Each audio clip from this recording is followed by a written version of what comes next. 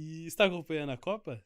Acompanha, pô. Copa é obrigação. O Hexa vem. Eu vi, eu vi que você, primeiro jogo, você já deu dura no VAR lá, que você... Ah, não existe aquilo lá, né, meu? O VAR, assim, o VAR eu acho que tinha que ser pra pênalti, pra você conferir ali, ver se o gol teve alguma coisa e tudo mais. Mas, meu, agora tem um impedimento automático lá. Nada a ver. Ah, o gol do Equador foi anulado porque o cara tava com o pé na frente e o goleiro tava curvado. Então, por ele estar curvado, o lance faz referência, tipo, à lombar dele, que não é a justificativa pro pênalti, é o pé. Então, por ele estar assim, o pé tava na frente. E aí, não existe isso, acabou com a mesma linha. Né? Todo mundo acostumado com a mesma linha, e acabou, o VAR acabou. O VAR é horroroso, por mim tirava tudo. Eu sou igual o Arnaldo Ribeiro. Tinha que tirar e deixa lá no campo, porque ficou um jogo preguiçoso. E narrar, é muito... você narrou, né, o Brasileirão com o VAR, e como é que foi, assim, voltando no assunto, só porque viu na minha cabeça, você narrava e tinha que esperar um pouquinho? Péssimo, né, meu? Tira todo o clima. E aí dá nem vontade, às vezes, né? Aí você fala, putz, você vai lá e anula o gol. Você fala, pô... Você já não narra o gol da mesma forma, você fica né? meio assim, você já vai olhando, você já olha e já fala, isso ali tá impedido. Isso ali a posição acho que é meio duvidosa. Mas quando é milimétrico o negócio, perde a graça. Eu acho que quando é milimétrico tinha que beneficiar o gol. Não, eu acho o seguinte, o impedimento, ele é uma posição que te coloca em vantagem para com a defesa. 10 centímetros não é uma vantagem. Você está a 10 centímetros. Tipo, tem que ser uma vantagem. Você tem que estar tirando o benefício corpo, daquilo. Né? Então, por exemplo, partiu a jogada. Tá aqui o zagueiro e o atacante. Ele tá, tipo, 10 centímetros da frente. É a mesma coisa. É um movimento milimétrico de milissegundos. Não é uma vantagem. Então, assim, precisa ser revisto isso daí porque, vai perder a espontaneidade do futebol. Sim, sim. Eu também acho. Tem palmeirense chorando até hoje, né? No jogo da Copa do Brasil. Mas e o impedimento do gol do Miranda lá, que tiraram um impedimento de um gol contra? Pois é, entendeu? Ontem Gustavo Gomes, né? O Gustavo Gomes fez o gol contra. Ontem a gente fez uma live, né? Toda terça-feira a gente vai fazer uma live às 8 da noite. Acompanha no YouTube. E aí a gente tava conversando sobre o impedimento, que eu até gostei da ferramenta. De ter vários pontos e, pum, já tá ali, em vez de alguém ir lá traçar a linha, que eu acho que várias linhas no Campeonato Brasileiro foram mal traçadas, né? E aí acaba tendo isso, quando tem um negócio que já põe lá a linha, é isso. Mas esquece, é só na Copa do Mundo, Champions League, só. Que a gente não vai ter isso daí. Vai continuar os caras fazendo errado, né? E aí, esse lance é um dos que mais me deixa indignado nos últimos tempos, assim. O Miranda sobe com o Patrick de Paula. Os dois não tem ninguém, interfere em ninguém. O Gomes que tá atrás faz o gol contra e dá impedimento. O Luiz Flávio de Oliveira vai lá ver. Nossa, tá uma raiva desse cara. É difícil. Eu acho que é uma coisa que precisa mudar. A ferramenta eu gostei, mas isso que você falou é verdade. Assim, lá na Inglaterra usa certinho, até mais assertivo. E eles aumentaram a linha, não sei se você chegou a ver. Não vi. A linha do defensor é maior do que a linha do atacante. Uhum. Então, esses centímetros, eles são válidos. Assim. Entendeu? Então, assim, eu acho que é mais justo. Porque, tirar vantagem você tá numa posição muito à frente. Meio corpo à frente, aí você tá tirando vantagem. Sim. Porque eu acho que, assim, as coisas que precisam ser analisadas não no momento da posição em si, mas também a velocidade do lance. Então, quando o lance é milimétrico, isso nem é perceptível. Então, vamos embora. Sim.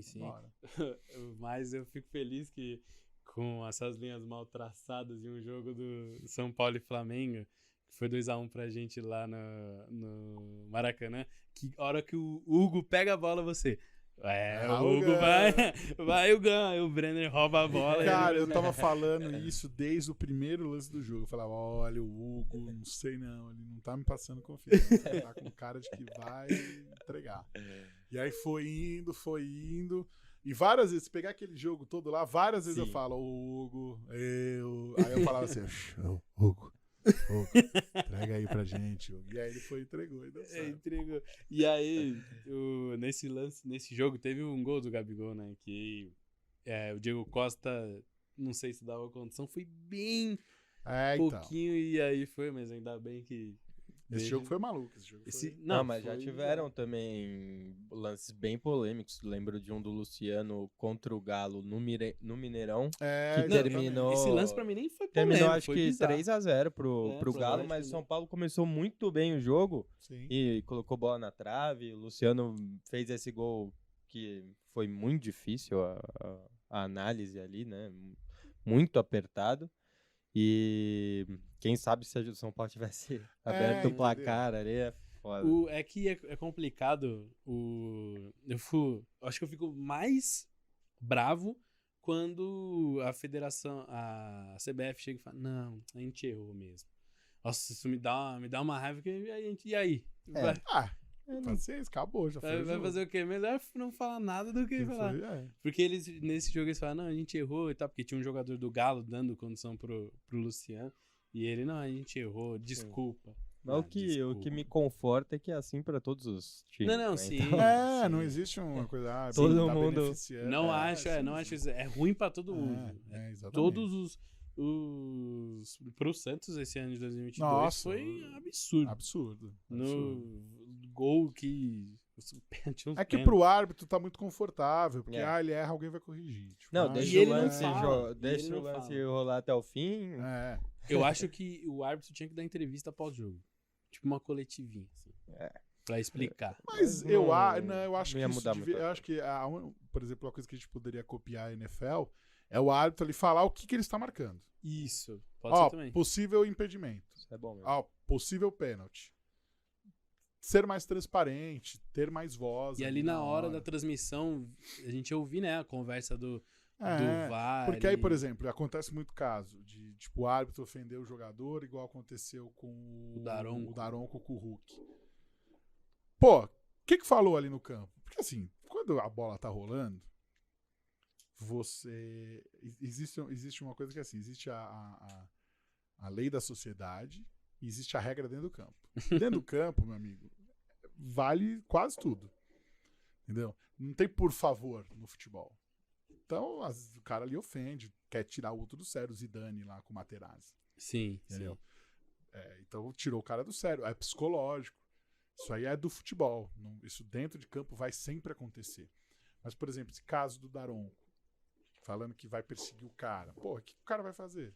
Não tem o que ele fazer. E aí ele dá entrevista e fala, e aí? E o Daronco vai falar o quê? Não dá entrevista. Como é que fica? Fica a palavra do jogador contra...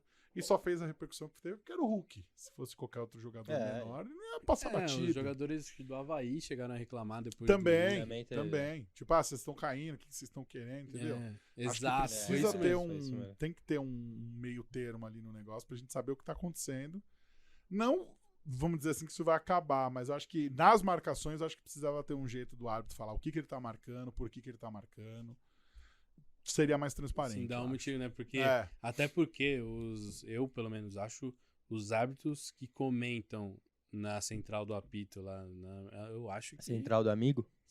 eu Falaram acho... essa hoje. Exato. Porque, tipo, é assim, ele marcou pênalti por causa disso. Aí aparece uma imagem claramente que não foi, em vez dele falar assim, não, ele viu alguma coisa que aconteceu isso, e aí muda o que tá falando, aí não dá pra você entender. Mas é assim, eu entendo o pessoal da central que são colocados numa situação meio chata também. Tipo, pô, tem que comentar um negócio, aí volta, não é bem isso que estão marcando e tal, É tem delicado. que voltar.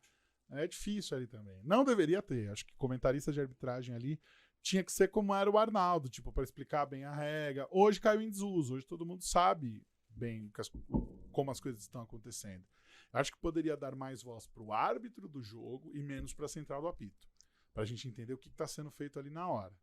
Pode ser Sim. que seja uma solução, não sei. Não, eu concordo também, acho que ajuda a entender, né? Que Uhum. vários momentos do jogo que a gente tá assistindo, eu viro pro Theo e falo, o que ele deu, velho?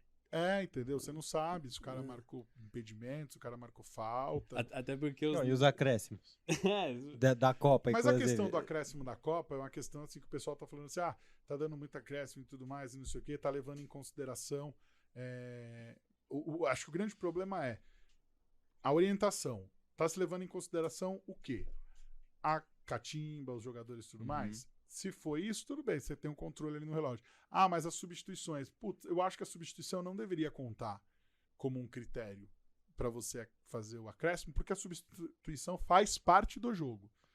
Tá fazendo cera ali para sair, aí você observa. Mas a substituição em si influencia no resultado ali do tempo do jogo. O jogador fazendo cera, aí você para o cronômetro. Atendimento, para o cronômetro. Isso é coisa fora do jogo. A substituição, ela faz parte do jogo. Óbvio que você vai observar, ver se tá tudo saindo certinho, mas na Copa tá demais. Não dá pra você ter um jogo com 55 minutos de duração. E, pô, Costa Rica e Espanha tá 6-0 pra Espanha, você vai dar 8 minutos de acréscimo. Nem dá. Não tem como. O próprio Rogério uma vez, né, São Paulo e Flamengo, 3-0 pra gente na volta da Copa do Brasil. No primeiro tempo tava 1-0, eu acho, 2-0. O árbitro deu, tipo, 1 ou 2 minutos. Aí no segundo tempo ele dá uns 5, assim. Aí o Rogério, pô, quando a gente tinha uma chance, você deu um pouco, agora que a gente não vai ganhar, você quer deixar o jogo lá? Até a hora que você acaba o jogo. Exato. Mas é que aí no caso da Copa existe também o coeficiente de bola rolando, né? Então os caras querem alcançar aquele coeficiente pra mostrar, tipo, ó, na Copa do Mundo temos, e aí pra chegar nessa conta você precisa ter realmente a bola rolando durante um tempo, aí a orientação da FIFA. Se for uma recomendação, de fato, aí tudo bem. Mas aí eu que quero seja ver... mantido o critério. Sim, né? não, mas eu quero ver na hora, tipo, numa final, como é que isso vai acontecer, entendeu? Porque, por exemplo, teve no Japão e Alemanha, teve o acréscimo, acho que foi 8 minutos, aí teve uma falta pro Japão, o jogador caiu lá e sentiu cãibra. Aí o árbitro acresceu 1 minuto. Só que aí, então beleza, então a gente teve 9 minutos de acréscimo. Só que teve uma falta pra Alemanha, tipo, com 9 minutos e 20, porque era um lance da falta, e aí saiu o gol com 9 e 20. Era 8, depois 9 e 9 e 20, entendeu? Sim. Com Alemanha e Japão, não vai dar chabu. Mas numa final, não quebra-pau, entendeu? Então, assim, precisa ter muito cuidado com esse negócio aí. Salve, Tricolor! Essa foi uma parte da nossa resenha do MorumbaCast. Se você quiser conferir o episódio na íntegra, acesse o link da descrição ou acesse o nosso canal que lá vai ter o episódio completo. Vamos, São Paulo!